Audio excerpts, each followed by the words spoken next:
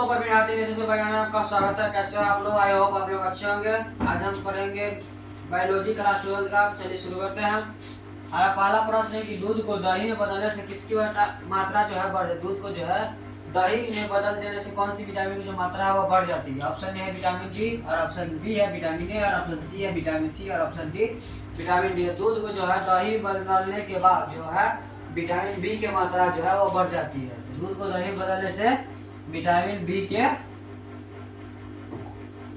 मात्रा बढ़ जाएगी।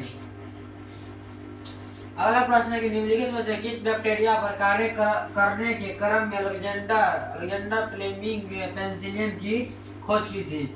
ऑप्शन ए है स्टेफिलोकोकस, ऑप्शन बी है सिटोबैक्टर, और ऑप्शन सी है स्टेफिलोकोकस, और ऑप्शन डी है लैक्टोबैसिलस। निम्नलिखित से बैक्टीरिया पर कार्य के क्रम अलेक्जेंडर फ्लेमिंग ने पेनिसिलिन जो खोज की थी वह किया था स्टेफिलोकोकस ने पेनिसिलिन की खोज किया था। अगला प्रश्न है कि निम्नलिखित में से कौन सा कोलेस्ट्रॉल संश्लेषण को रोकता है? ऑप्शन ए है प्रोटीएज, और ऑप्शन बी है स्ट्रेप्टोकाइनेज, और ऑप्शन सी है पेनिसिलिन, और ऑप्शन डी है स्टैटिन।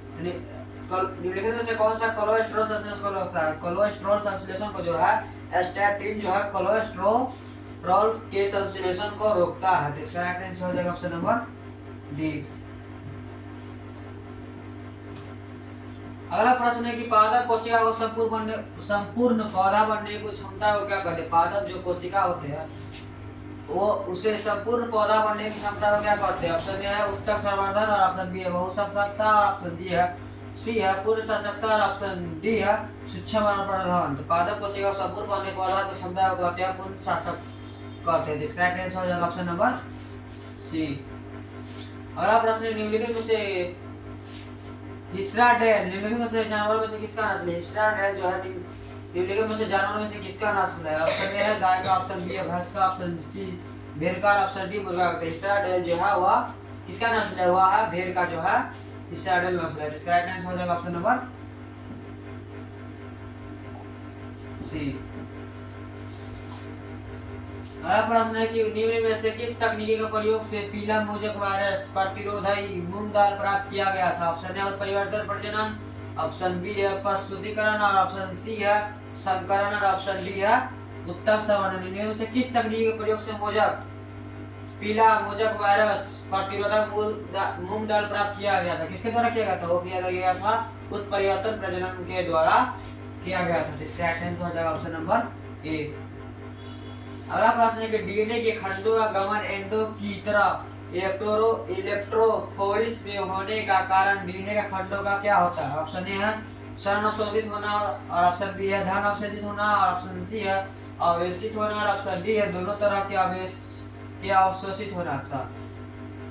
डीएनए खंडों का गमन एंडो की तरफ से इलेक्ट्रोफोरेसिस होने का कारण है डीएनए का क्या कारण है? वह कारण है शरण अवशोषित होना।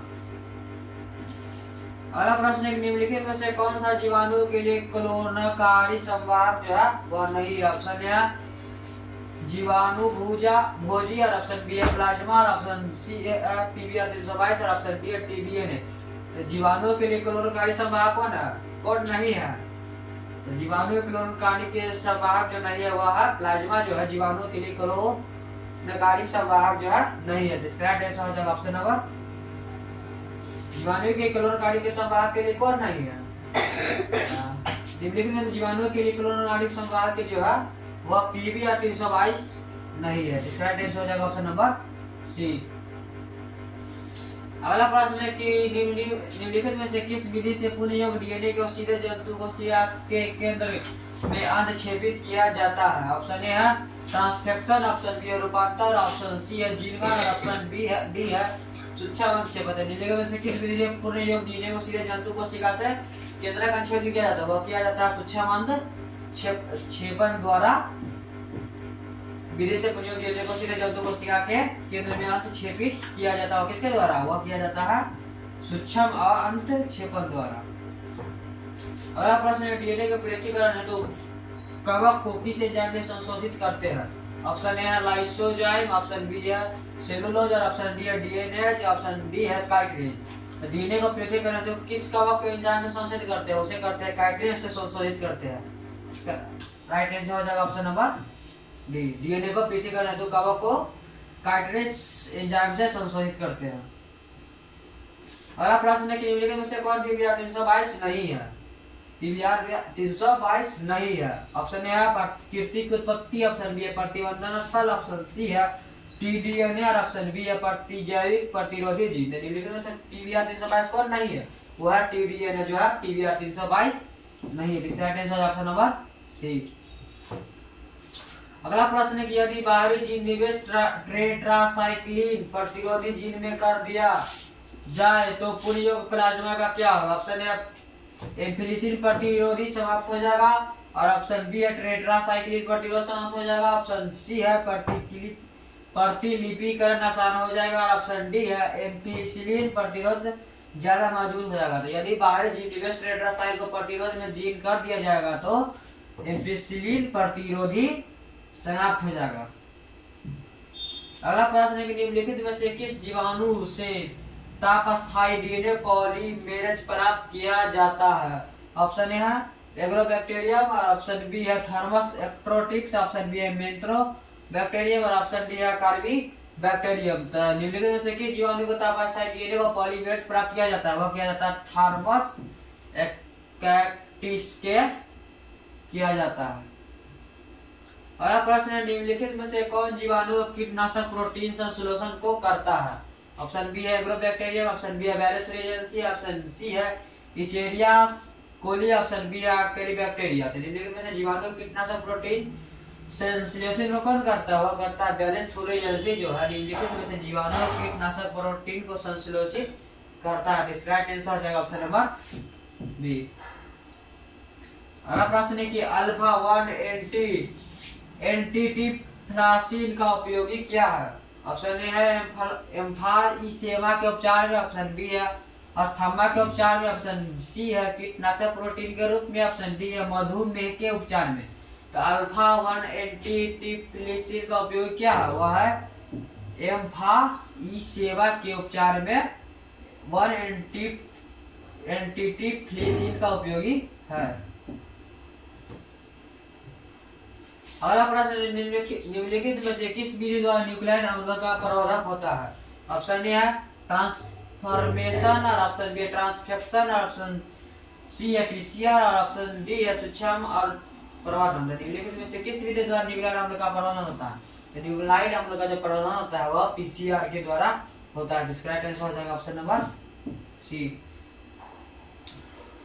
अगला प्रश्न है किसी पीएच और बैलेस्टोरेजेंसी के द्वारा संश्लेषित कीटनाशक प्रोटीन सक्रिय हो जाता है? ऑप्शन ए है अम्लीय पीएच, ऑप्शन बी है क्षारीय पीएच और ऑप्शन डी सी है उदासीन पीएच और ऑप्शन डी है पहले अम्लीय फिर क्षारीय पीएच। तो किस पीएच तो बैलेस्टोरेजेंसी जो है द्वारा संश्लेषित कीटनाशक प्रोटीन किस पर सक्रिय हो जाता है? वह हो जाता है क्षारीय पीएच पर।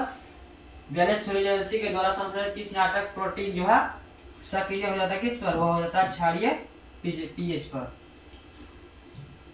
अगला प्रश्न है कि तंबाकू के पौधे में सूत्रकृमियों के संक्रमण को रोकने हेतु आयरन व्यक्तिकरण का प्रयोग किया जाता है जिसमें सूत्रकृमि विशिष्ट जीनों के किस संवाहक द्वारा डाला जाता है? ऑप्शन ए है जीवाणुभक्षी, ऑप्शन बी है रेट्रोवायरस, ऑप्शन बी है सी है इचेरिया कोली और ऑप्शन डी है एग्रोबैक्टीरियम।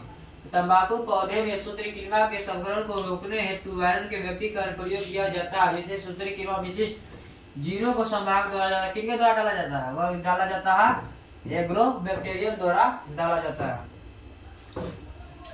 अगला प्रश्न है कि बासमती चावल के कितने किस्म भारत में? बासमती चावल जो है कुल कितने अपने भारत में किस्म जो मतलब प्रकार बासमती कितने प्रकार की चावल जो है अपने भारत में उगाई जाती है? ऑप्शन ए है 20, ऑप्शन बी है 15, ऑप्शन सी 27 और ऑप्शन डी 5। तो बासमती चावल में जो है हमारे भारत में 27 प्रकार के किस्में उगाए जाते हैं। इसका राइट आंसर हो जाएगा ऑप्शन नंबर सी।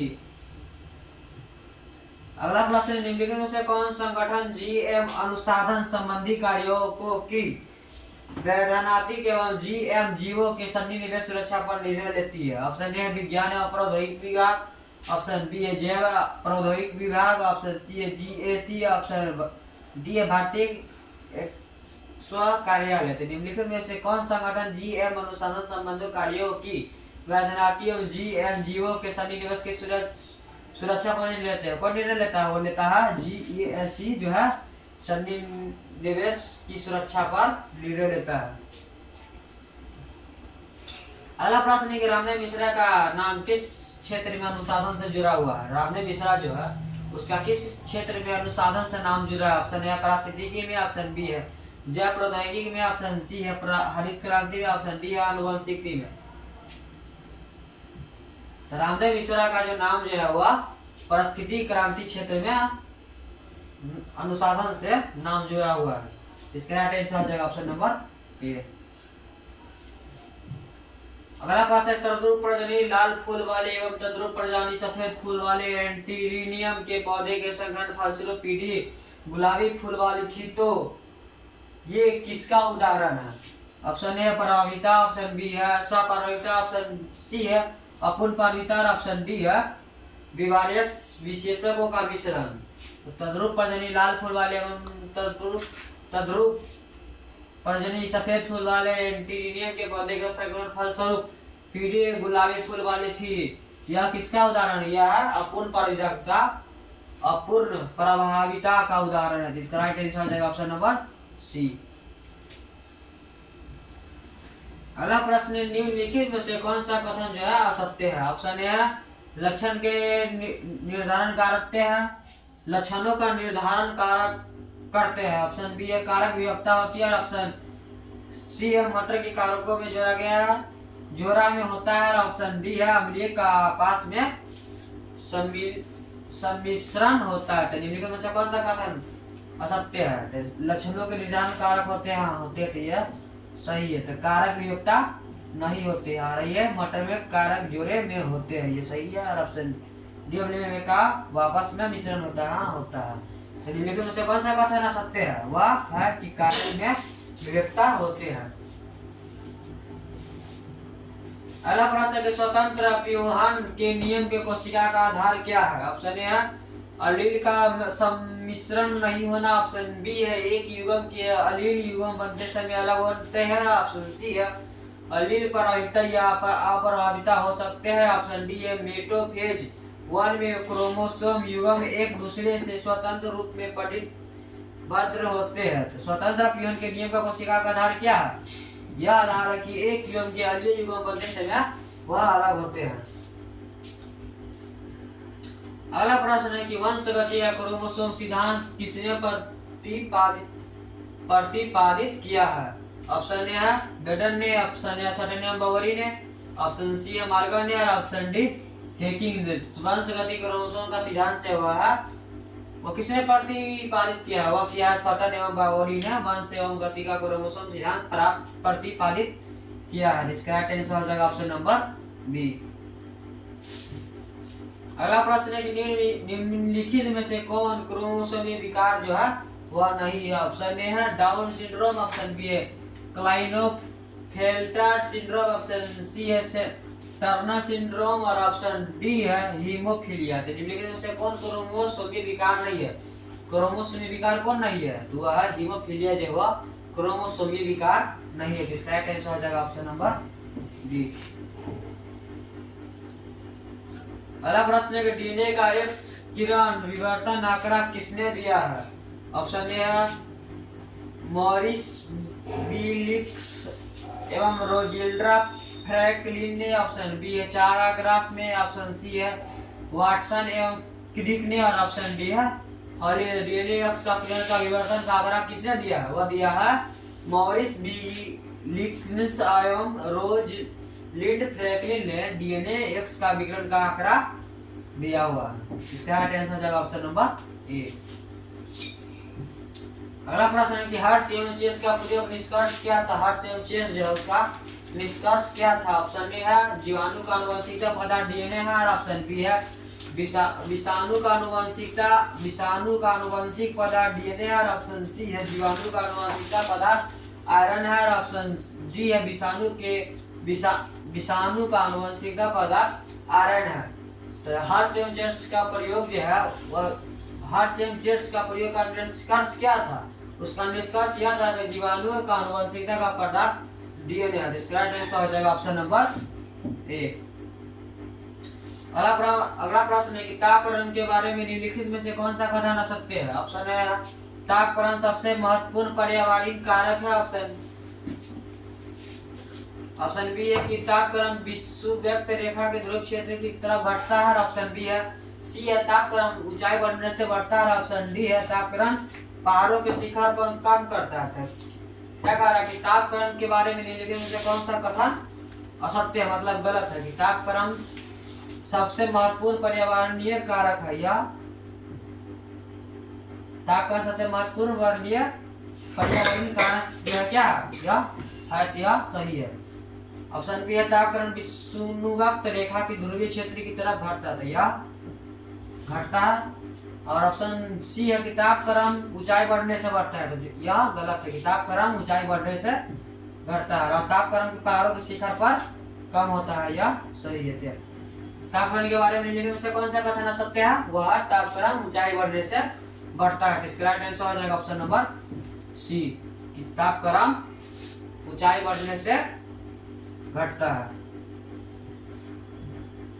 अगला प्रश्न है कि वांछित विशेषकों ट्रेड का विकसित करने का कार्य प्राकृतिक वारण द्वारा किस स्तर पर किया जाता है। ऑप्शन ए है वैश्विक स्तर पर। ऑप्शन बी है समष्टि स्तर पर। ऑप्शन सी है समुदाय स्तर पर। ऑप्शन डी है पारिस्थितिकी स्तर पर। वांछित विशेषों ट्रेड के विकसित के कार्य का प्राकृतिक वारण द्वारा किस स्तर पर किया जाता है, वह किया जाता है वैश्विक स्तर पर। इसका राइट आंसर हो जाएगा ऑप्शन नंबर ए।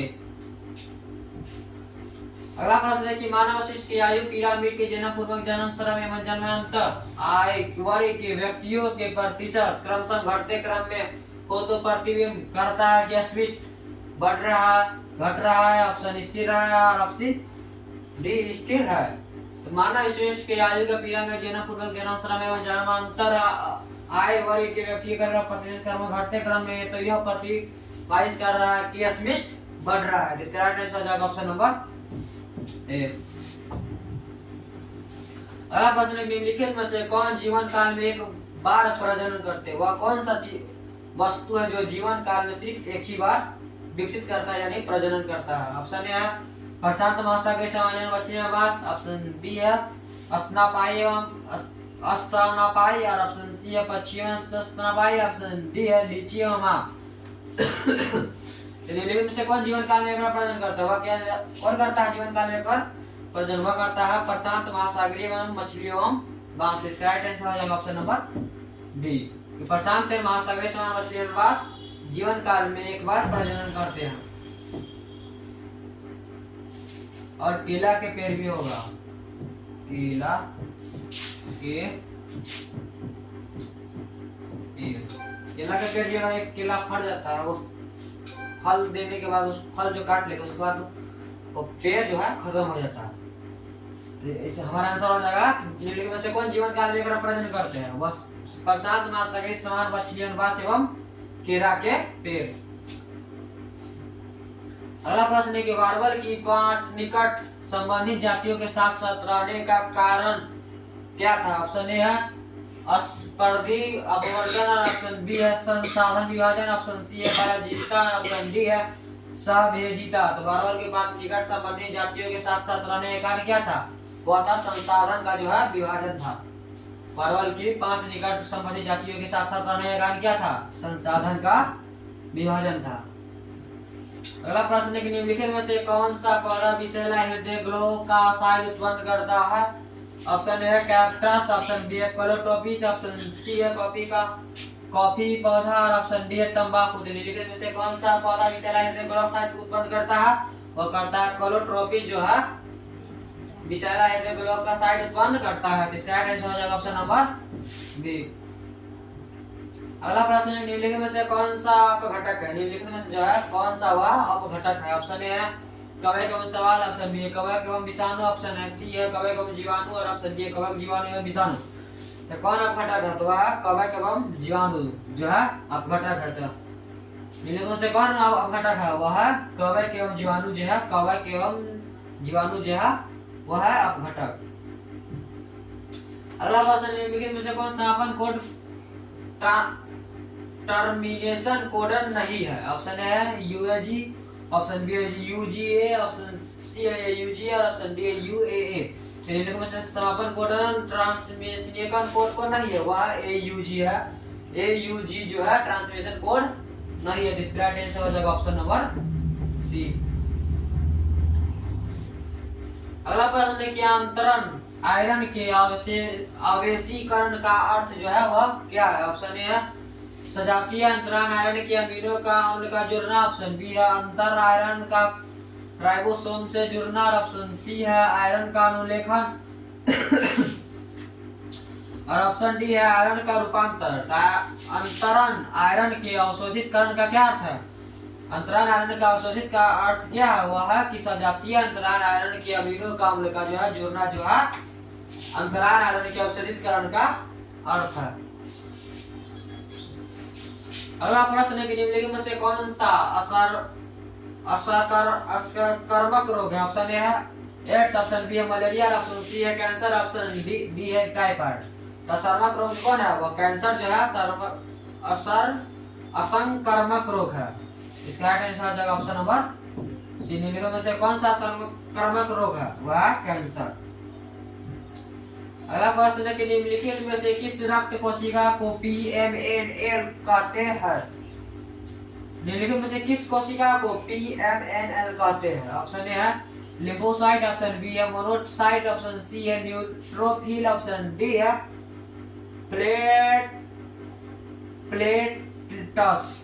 निम्नलिखित में से किस रक्त कोशिका को पीएमएनएल कहते हैं, उसे कहते हैं न्यूट्रोफिल को रक्त कोशिका को पीएमएनएल कहते हैं। इसका राइट आंसर हो जाएगा ऑप्शन नंबर सी। अगला प्रश्न है कि निम्नलिखित में से किसकी प्रचुर कोलेस्ट्रॉल में होती है।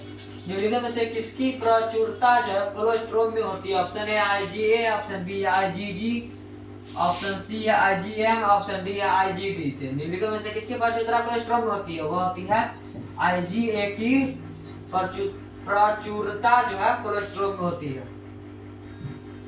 अगला प्रश्न है कि डायसिटिल मार्फिन जो है क्या, डायसिटिल मार्फिन जो है क्या है। Option A codeine, option B है हेरोइन, और option C cannabinoid, option D है कोक। डायसिटिल मार्फिन क्या है, वह हेरोइन। हेरोइन क्या है, ड्रग्स। डायसिटिल मार्फिन क्या है, वह हेरोइन। अगला प्रश्न है कि बिडला परीक्षण के किस ज्वर की पुष्टि होता है। बिडला के परीक्षण के किस ज्वर की जो है पुष्टि होता है। ऑप्शन ए है मलेरिया, ऑप्शन बी है टाइफाइड, ऑप्शन सी है एड्स, और ऑप्शन डी है न्यूमोनिया। तो बिडला के परीक्षण के किस ज्वर की पुष्टि होता है, वह होता है टाइफाइड की जो होती है। बिडला के परीक्षण की किस ज्वर की पुष्टि होती है, वह होता है टाइफाइड की। इसका राइट आंसर हो जाएगा ऑप्शन नंबर डी की। बिडला के परीक्षण के किस ज्वर की पुष्टि होती है, वह होती है टाइफाइड की। अगला प्रश्न है कि सगर्भता के कितने माह के बाद भ्रूण के पादप एवं अंगुलियां विकसित होती है। ऑप्शन ए 2 माह, ऑप्शन बी 3 माह, ऑप्शन सी 1 माह, ऑप्शन डी 6 माह। सगर्भता के कितने महीने के बाद भ्रूण एवं पादप के एवं अंगुलियां विकसित होती है, वह होती है 2 माह के बाद जो होती है अंगुलियां विकसित होती है। इसका राइट आंसर हो जाएगा ऑप्शन नंबर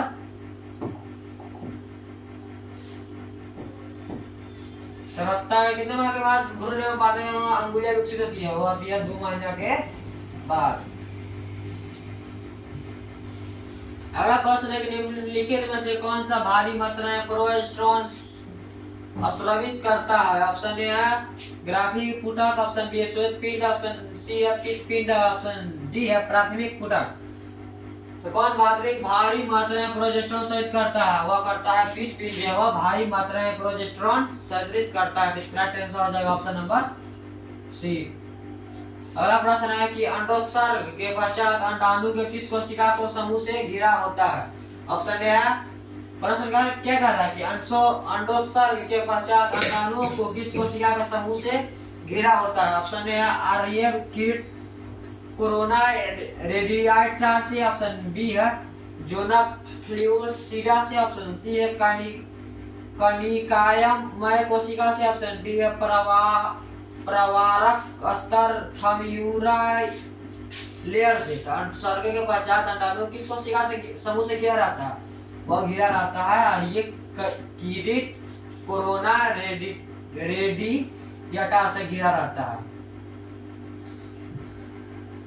अगला प्रश्न है कि निम्नलिखित में से कौन कोशिका अगुणित है? निम्नलिखित में से कौन सा कोशिका जो है वो अगुणित है? ऑप्शन ए अंडाजानी, ऑप्शन बी प्राथमिक अंडक, ऑप्शन सी है द्वितीयक अंडक, ऑप्शन डी है युग्मनज। निम्नलिखित में से कौन कोशिका अगुणित है? वह द्वितीयक अंडक जो है कोशिका, कौन कोशिका अगुणित है? वह द्वितीयक अंडक। इसका आंसर हो जाएगा ऑप्शन नंबर सी। अगला प्रश्न है कि एक नई गर्भ निरोधक गोली जो स्टेरॉइडल के उसे क्या कहते हैं? ऑप्शन ए है LNG-20, ऑप्शन बी है प्रोजेस्टेरोन, ऑप्शन सी सहेली और ऑप्शन डी है लिम्फेसिस लुप्त। एक नई गर्भ निरोधक गोली जो गैर स्टेरॉइड है उसे क्या कहते हैं? उसे कहते हैं सहेली कहते हैं। क्या कहते हैं? सहेली। एक नई गर्भ निरोधक गोली जो गैर स्टेरॉइड है उसे क्या कहते हैं? उसे सहेली कहते हैं। इसका आंसर हो जाएगा ऑप्शन नंबर सी सहेली। अगला प्रश्न है कि 2001 के जनगणना के अनुसार भारत की जनसंख्या वृद्धि दर क्या थी? ऑप्शन ए है 1.1%, ऑप्शन बी है 3.7%, ऑप्शन सी है लगभग 2%, ऑप्शन डी 3%। 2001 के जनगणना के बाद 2001 के जनगणना के अनुसार भारत की आबादी वृद्धि दर क्या थी? लगभग थी 2% जो है वह भारत की 2000 जनगणना के अनुसार भारत की जनसंख्या वृद्धि दर थी। तो कितना थी? लगभग 2%। अगला प्रश्न है निम्नलिखित में से कौन अंतर्गर्भाशयी युक्त हार्मोन मोचक है?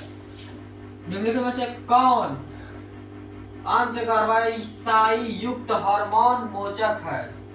ऑप्शन ए है मलेट्रिलोडा 375, ऑप्शन बी है LNG-20, ऑप्शन सी है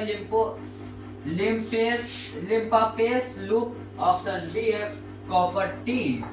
तो निम्नलिखित में से कौन अंतर्गर्भाशयी युक्त हार्मोन मोचक है? वह LNG-20 जो है अंतर्गर्भाशयी युक्त हार्मोन मोचक है। तो इसका आंसर हो जाएगा ऑप्शन नंबर डी।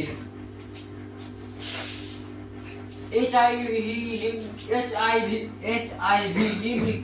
में किस कोशिका पर आक्रमण करता है? ऑप्शन ए है बी कोशिका पर, ऑप्शन बी है टी कोशिका पर, ऑप्शन सी है इपिथेलियल कोशिका पर, ऑप्शन डी है टी हेल्पर कोशिका पर। तो HIV किस कोशिका पर आक्रमण करता है? वह करता है टी हेल्पर कोशिका पर आक्रमण करता है।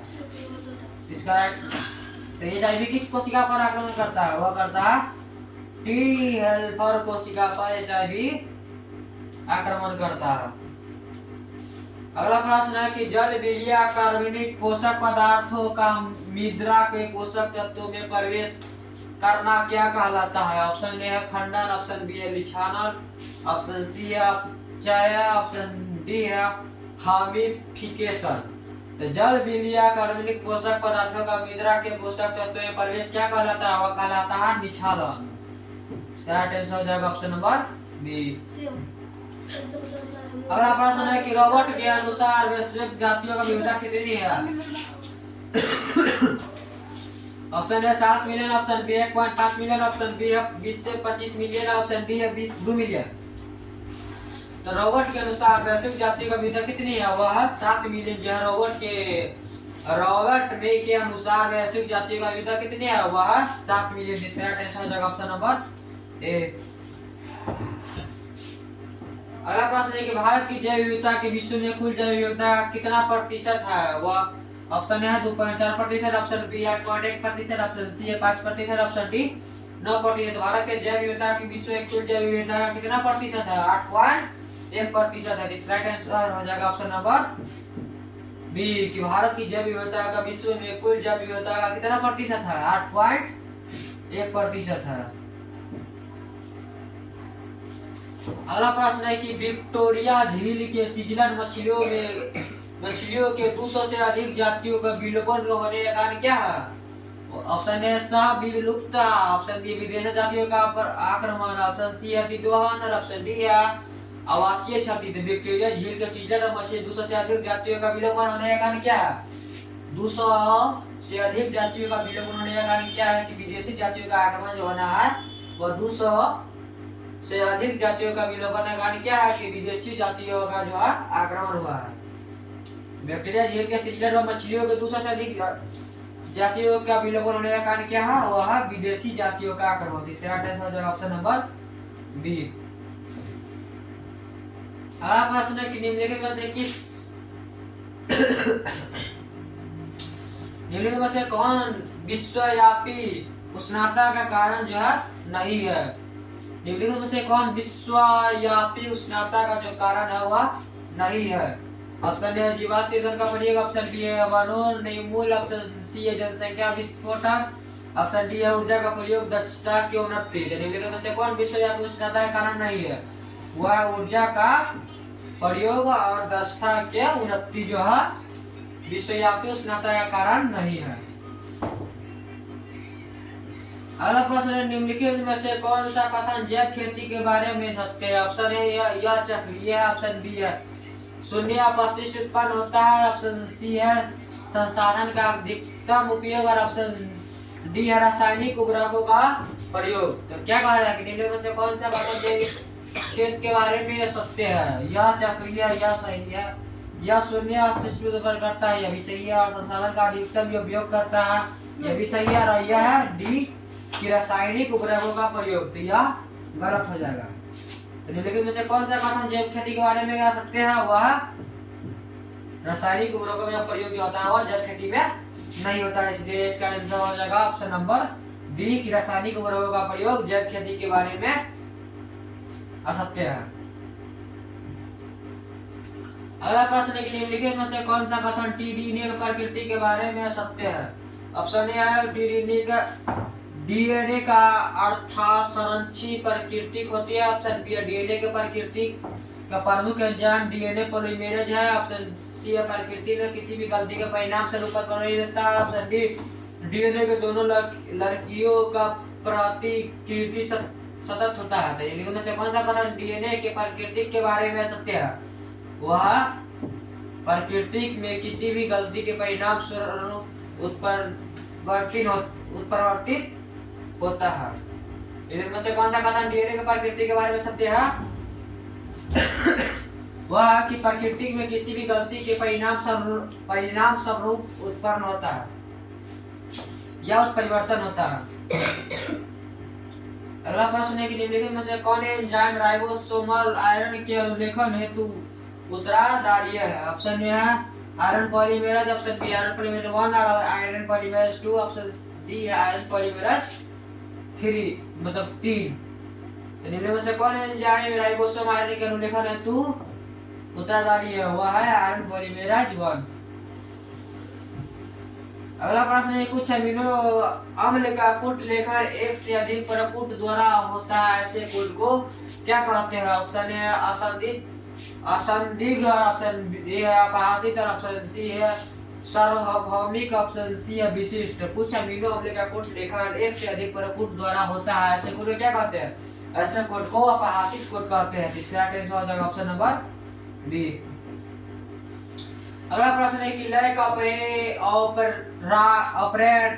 ऑपरेंड में वाई जीन का भूमिका क्या है? लैक ऑपरेंड में वाई जीन की भूमिका जो है वह क्या है? ऑप्शन है beta, option A beta glucoside का कूट लेखन, ऑप्शन बी है परमिएज का कूट लेखन, ऑप्शन सी है दमनकारी जीन का कूट लेखन, और ऑप्शन डी है ट्रांससिटिलेज का कूट लेखन। लैक ऑपरेंड में वाई जीन की भूमिका क्या है? भूमिका यह है कि बीटा ग्लैक्टोसाइड का कूट लेखन है।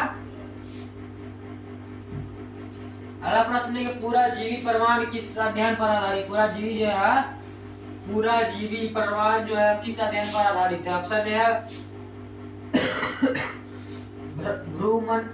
भ्रूणीय विकास पर, ऑप्शन बी है तुलनात्मक शरीर विज्ञान पर, ऑप्शन सी है जीवाश्म पर, ऑप्शन डी है शारीरिक विकास पर।